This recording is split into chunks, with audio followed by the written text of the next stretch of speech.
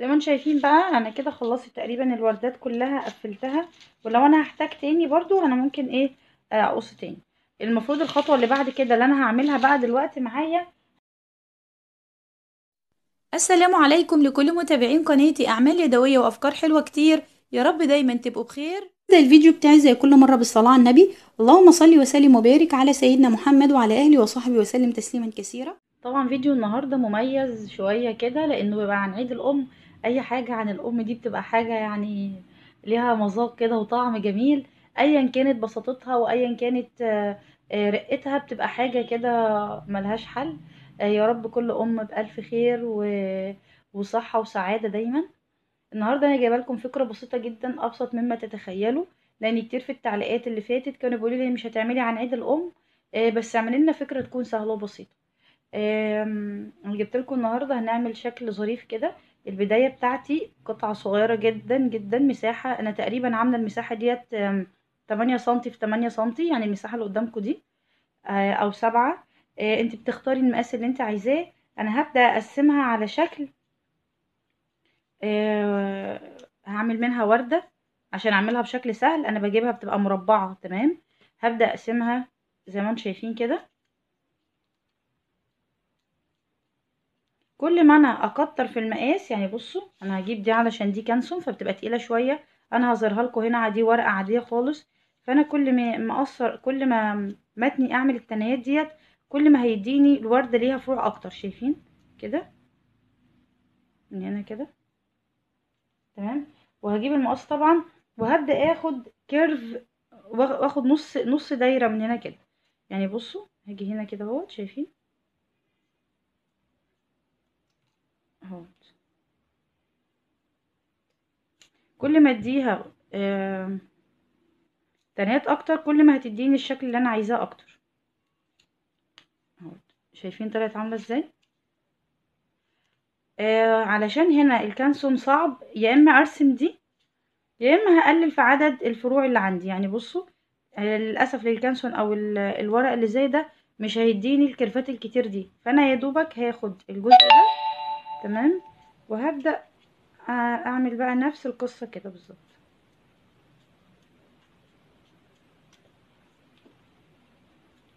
اهو شايفين.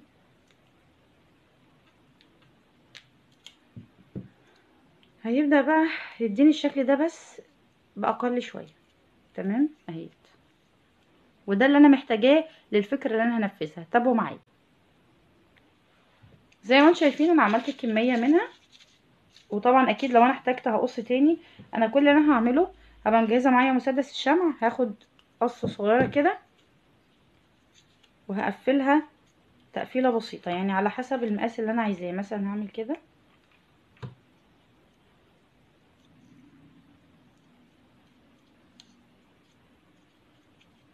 تمام. وطبعا بالحرف بتاع المقص كده او القطر او اي حاجة. ميزة الكانسون او الورق الملون ان هو هيديني الطلة بتاعة الدوران اللي انا عايزاها كل ما اتنيها كل ما هيديني الشكل بتاعي. طبعا ما تنسوش لايك بقى للفيديو علشان لما تعملوا لايك الفيديو بتاعنا يوصل لناس كتير وايه والدعم اكتر واكتر. تمام كده. انا هبدأ انفذ نفس الفكرة ديت مع كل الوردات دي بالظبط. زي ما انتم شايفين بقى انا كده خلصت تقريبا الوردات كلها قفلتها. ولو انا هحتاج تاني برضو انا ممكن ايه اقص تاني. المفروض الخطوة اللي بعد كده اللي انا هعملها بقى دلوقتي معايا هجيب معايا قطعة ورق زي ما انتم شايفين. وهبدأ ارسم عليها شكل قلب تمام. يعني هرسمه ازاي برضه عشان الناس اللي بتقعد تسأل او ما بتعرفش ترسمه. انا هتني الورقة نصين كده زي ما انتم شايفين. وهاجي من هنا اطلع دوران من الجزء ده كده اهو.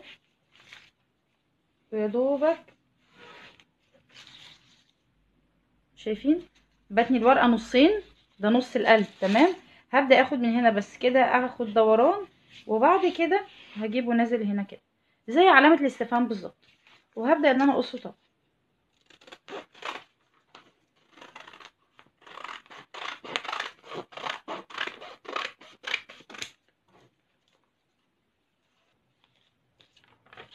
اهو.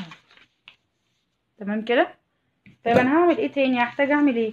بعد ما ارسم ده على الكرتونة هحتاج ان انا اعمل كمان جزء هنا. يعني انا مش هخلص القلب، مش عايزة القلب كامل، عايزة اطار خارجي بس للقلب.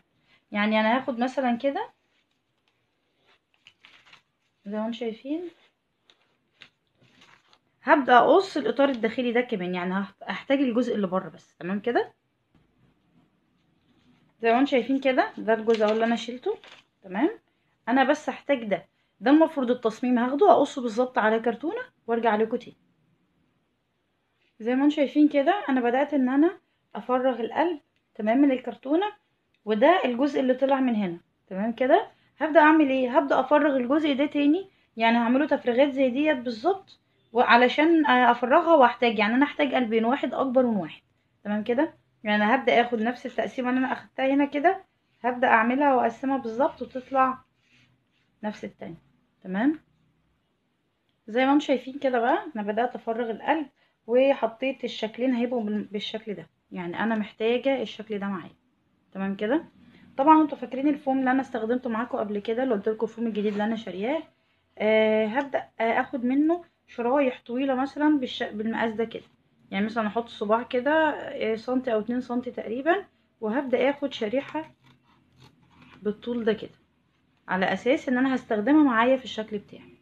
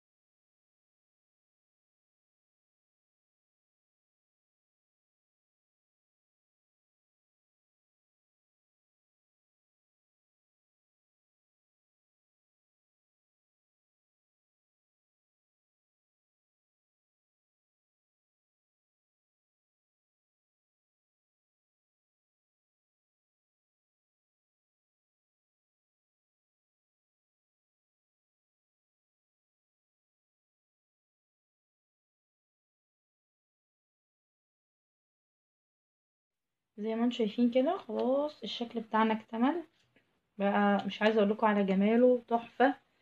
بدات اجيب اللولي ده وبدات ان انا الزقه زي ما انتم شايفين كده. الشكل ده ممكن استخدمه في ايه، انا ممكن استخدمه اعمله كده، احط هنا صورة الام وصورة البنوتة او صورة الولد اللي عاوز، على حسب ما انت عاوزة، او صورة العيلة هنا زي ما انتوا عاوزين. عاوزة تستخدميه تحطي عليه الاسم نفسه، تكتبي الاسم بتاع الام. لو انتوا عاوزين تعرفوا ازاي نكتب الاسامي ونعملها برضو بارزة، عرفوني في التعليقات.